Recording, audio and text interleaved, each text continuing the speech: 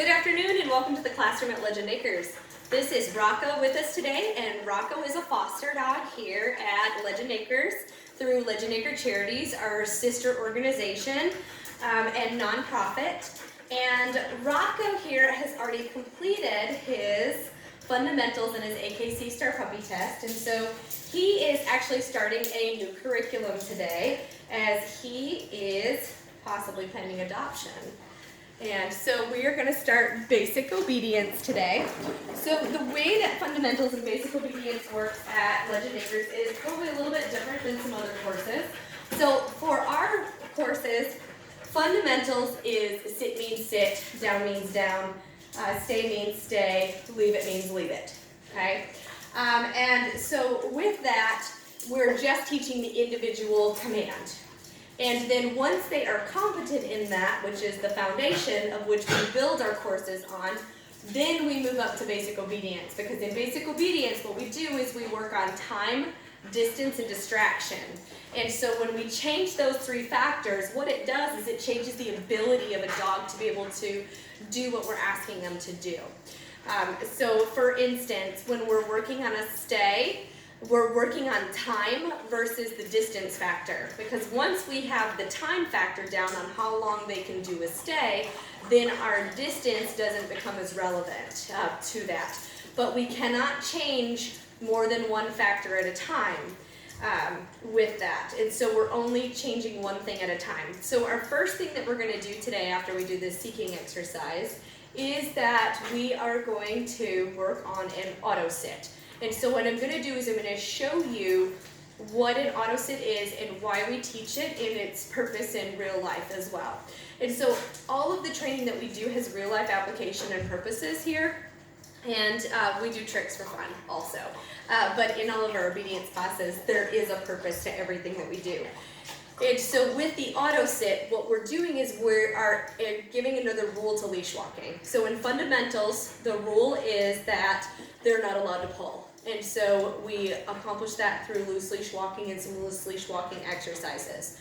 In basic obedience, we add the second rule to leash walking, which is the auto sit. What the auto sit is that when I stop moving my feet, they stop moving their feet and drop into a sit.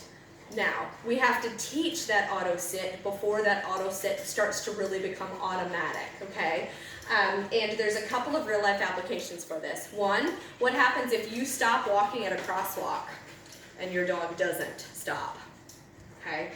There's a couple of other issues too with entering and exiting doorways. When you stop moving your feet and you need them to stop moving their feet, you also want to be able to open the door without them rushing through the door. So this is kind of the beginning stages of some real life applications. We're definitely staging still in this course. So in fundamentals and basic obedience, we go out of our way to be very precise in what we're asking for and staging it to set the dogs up to succeed.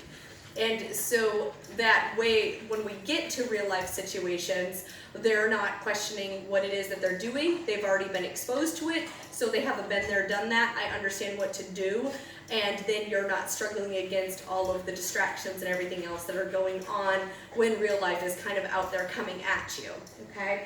And so that is why we stage these courses to get the behaviors that we're looking for.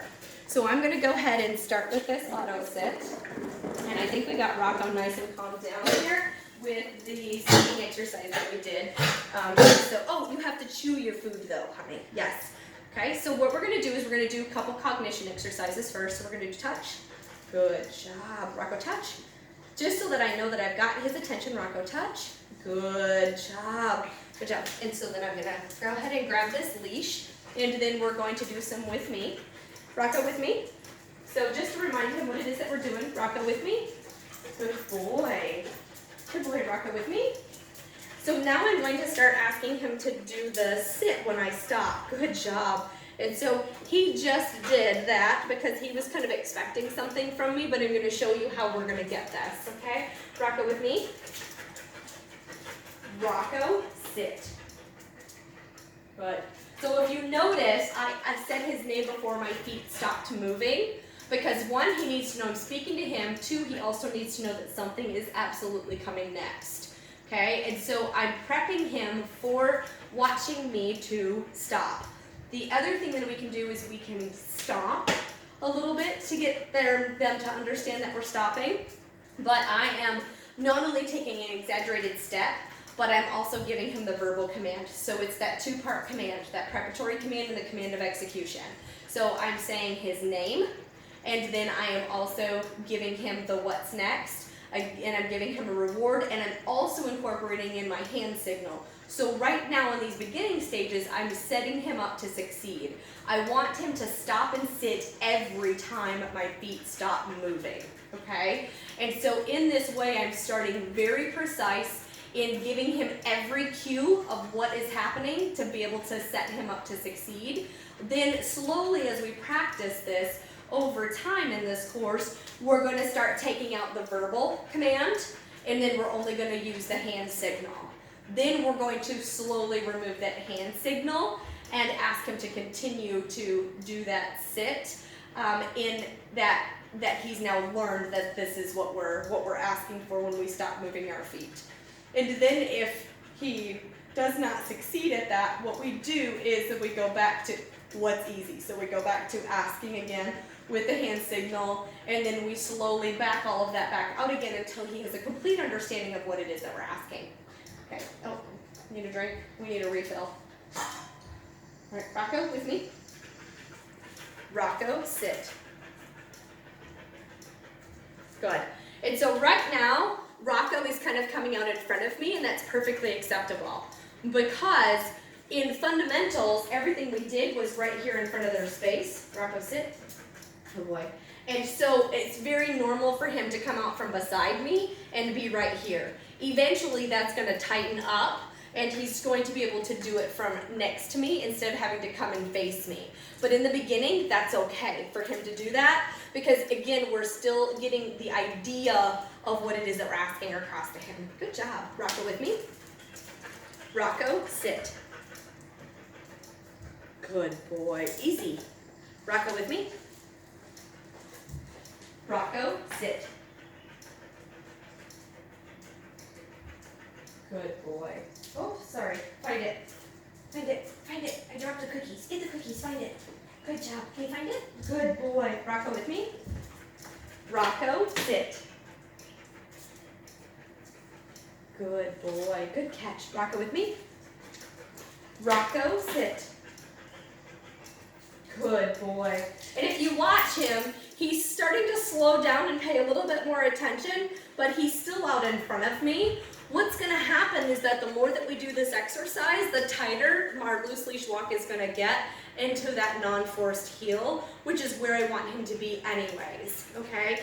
And so that's really what we're prepping this for. But that is how you introduce it. And so you can see that the first time that you introduce this, it doesn't look pretty. And it's not supposed to. It is a learning process in getting him to understand what it is that we're looking for. So we're going to do a couple more before we end this session. Rocko, with me. Rocko, sit. Good job. Easy. Oh, sorry. Rocko, with me. So then he got too easy and didn't take the cookie. Rocko, sit. Good boy. Good. Rocko, with me. Rocko, sit. Good. And you can see his eye contact. You see him starting to kind of figure this out. Rocko, with me. Rocko, sit. Good boy. So that time he didn't come all the way out in front of me. He stayed kind of off to the side a little bit. So he's starting to understand, and he's starting to make lots of eye contact and pay attention. Okay? And so with this exercise, when you're in a small space, or even if you don't have a small space, what you can do is you can, every 3 to 5 steps, vary it. Okay? Dogs are very intelligent, and they will catch on to your pattern. So vary your steps for when you're going to ask for that sit. Notice he's not presenting it right now. I didn't ask him to, and that's perfectly fine. He is just waiting patiently. Now he just parked his butt just because it was taking me way too long to explain what he was doing. Rocko, with me. Rocko, sit. Good boy. Rocko, with me. Rocko, sit. Good boy. Rocko, with me. Rocko, sit. Good boy. Rocko with me. Rocko, sit. Good boy. Good job. Good boy. You did so good. Oh, you're such a good boy. Oh, you're such a good boy. You are. You're such a good boy. Let's get you some cookies. Good boy. Good boy. Good job, kiddo. Okay. All right. You do a quick seeking exercise. Okay. So this is Rocko, and this is an introduction to an auto sit and how to teach it and what it looks like in the beginning. And you can see it kind of varied, but you can see it got a little bit tighter towards the end. There was a couple of times where he forgot what we were doing and he went out a little bit further. Perfectly acceptable. Because again, it's not supposed to look perfect the first time you start asking this. This is something that we've never asked him to do before. And so I wanted to show you what it looks like from the perspective of first asking it and introducing it to a dog. So if you'd like to learn more about training at Legend Acres, about our group classes, private classes, and board and train, you can visit our website at www.legendacresboarding.com. You can also find us on Facebook at facebook.com/legendacres and on Twitter and Instagram at Legend Acres. Thank you and have a great day.